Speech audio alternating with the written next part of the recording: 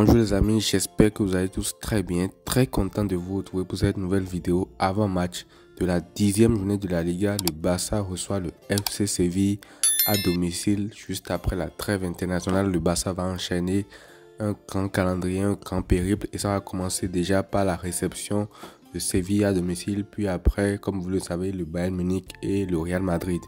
Donc déjà l'objectif de ce match-là, il est clair, il est très simple, c'est les 3 points tout simplement. Gagner, prendre les 3 points contre Séville et à un match seulement du Classico en Liga, il faut forcément garder les 3 points d'avance que tu as durement acquis sur le Real Madrid.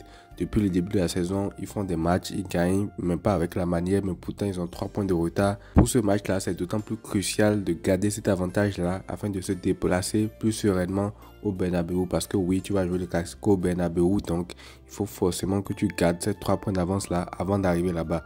Maintenant, si après le Real Madrid fait encore un faux pas parce qu'ils vont jouer au Figo, je pense, là c'est encore tout bénéf pour toi. Mais il faut forcément déjà que le Barça gagne, se sécurise. En plus, le Real Madrid va jouer le samedi, donc on saura déjà s'ils ont gagné ou pas avant d'aller jouer Séville à domicile. Mais il n'y aura pas de question à se poser, il faut forcément gagner ce match-là. Donc comme je le disais, c'est un retour de trêve internationale. Elle a failli faire des dégâts. Mais il y a quand même eu du positif lors de cette trêve-là. Déjà, il y a plusieurs joueurs qui sont de retour. Ça fait vachement plaisir de les voir de retour. Il y a Gavi qui est revenu. Je pense qu'il sera disponible pour ce match-là à vérifier. Parce qu'au moment où je tourne la vidéo, il n'y a pas encore l'équipe retenue par Hansi Flick pour ce match-là. Mais j'avais fait une vidéo sur Gavi où je parlais de ce qu'il pouvait apporter cette saison. Donc, il sera potentiellement bientôt de retour pour ce match-là.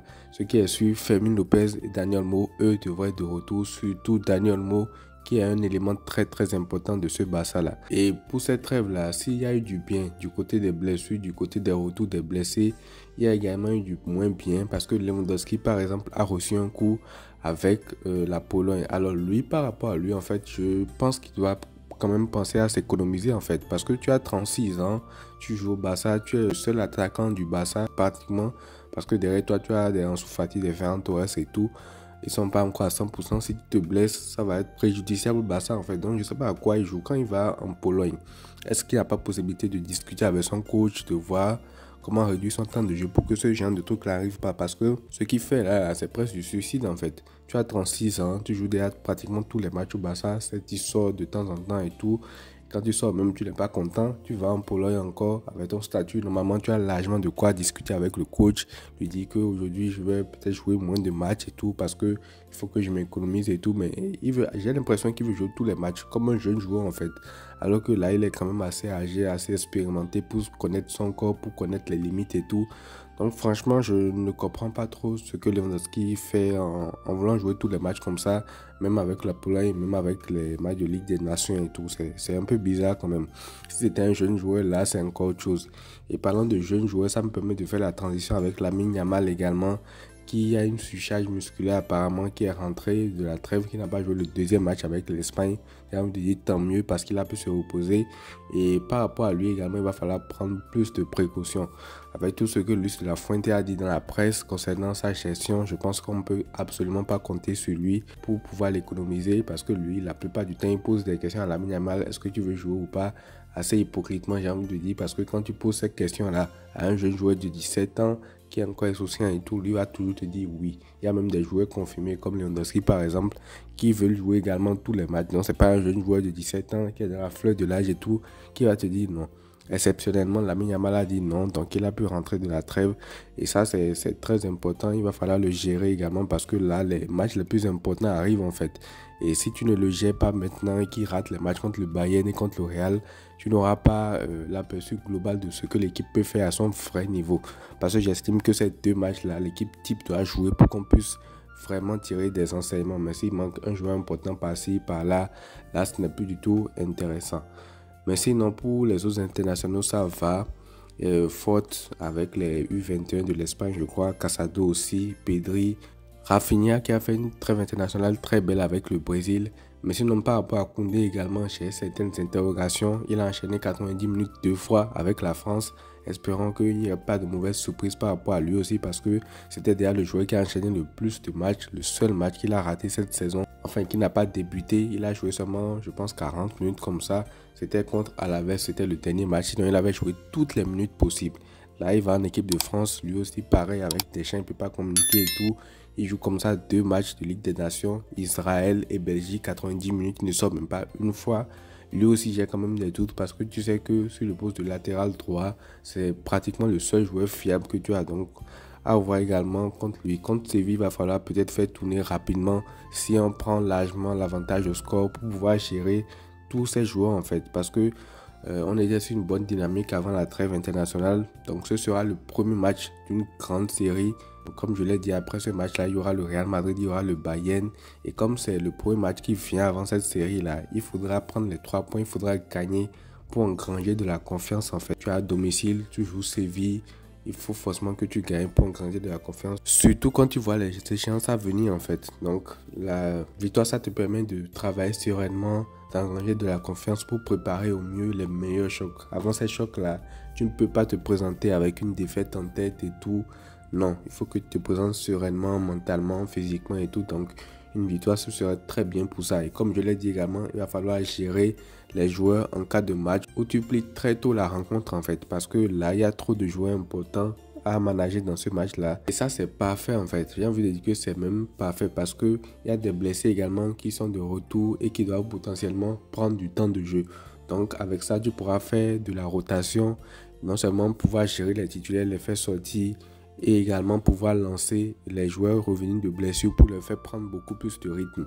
Et en parlant de joueurs blessés qui vont revenir, je vais parler de Dani Olmo tout simplement en premier parce qu'il sera ultra important comme je l'ai dit contre le Bayern et contre le Real. Lui, il faut qu'il joue, c'est le joueur le plus important je pense du Barça dans la zone offensive. Donc il faut forcément que lui aussi joue pour qu'on voit ce qu'il est capable de produire contre ce genre d'équipe là et qu'on puisse avoir un niveau global, c'est-à-dire un aperçu du niveau global de l'équipe à son meilleur niveau contre ce genre d'adversaire-là. Dani Olmo aujourd'hui fait partie quand même d'une des armes les plus dangereuses du Barça offensivement. Donc lui contre Séville doit avoir forcément des minutes pour prendre du rythme afin d'être titulaire contre le Bayern Munich en Ligue des Champions. À part ça, il y a Fermin Lopez également qui doit prendre des minutes. Gavi qui doit rentrer, prendre des minutes également. Peut-être Frenkie de Jong aussi. Bon, à voir si tous comme ça ils vont rentrer. Peut-être pas Gavi. Mais Fermin et Frenkie, peut-être pourquoi pas prendre également des minutes, histoire de faire reposer par exemple Pedri, Casado, juste avant le match contre le Bayern Munich également. Ça peut être très intéressant.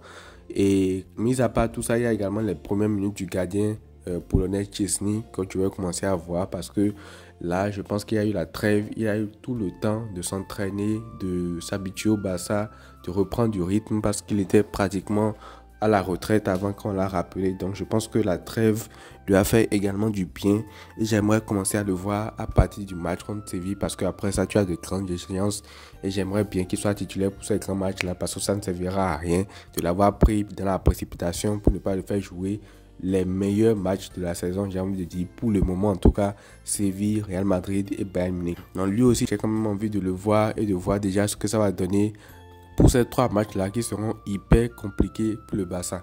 Alors on est pratiquement à 9 minutes de vidéo, je n'ai pas encore parlé de Séville, mais bon, il fallait quand même pas mal de choses par rapport au Barça. Du coup, j'ai pris le temps de pouvoir développer les choses. Mais sinon, concernant notre adversaire Séville, actuellement Séville, ils ont joué 9 matchs en Liga. C'est simple, ils ont fait 3 victoires, 3 défaites et 3 matchs nuls. Et actuellement, ils sont 12e en Liga. Alors certes, ce n'est plus le grand Séville qu'on a connu qui va t'embêter tout le temps. La preuve, l'historique des dernières rencontres tourne largement à l'avantage du Barça. Mais ce n'est pas pour autant qu'il faut les sous-estimer. Il faut faire attention à eux parce que ça reste quand même Séville, ça reste quand même un club assez mythique de cette Liga, de ce championnat-là. Donc, il faudra faire attention à eux. Mais il faut forcément qu'on gagne. Il faut forcément que, déjà, tu es à domicile. Il faut plier le match très rapidement pour pouvoir faire de la rotation, gérer les joueurs importants avant ces grands matchs-là. Et je pense que tout le monde sera gagnant si on fait ça. Alors, concernant le 11 titulaire, c'est simple. Je mets Szczesny au goal pour qu'il puisse commencer à jouer son premier match avec le Barça. En défense centrale, Koubassi et Nigo, je ne change rien à ce niveau-là. Sur les côtés, Baldé et Koundé. Au milieu de terrain, Eric Garcia et Casado, tout pivot, Pedri devant eux. Et en attaque, Pau Vitor. Oui, je mets Pau Vitor à la place de Lamine Yamal. Je ne fais pas débuter ce match-là. Je ne veux absolument prendre aucun risque concernant Lamine Yamal.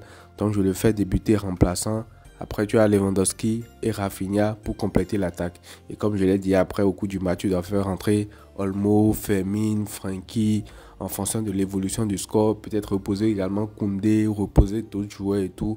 Ce sera ultra intéressant. Donc voilà les amis, c'est tout pour cet avant-match-là. N'hésitez pas à me dire ce que vous en avez pensé dans les commentaires.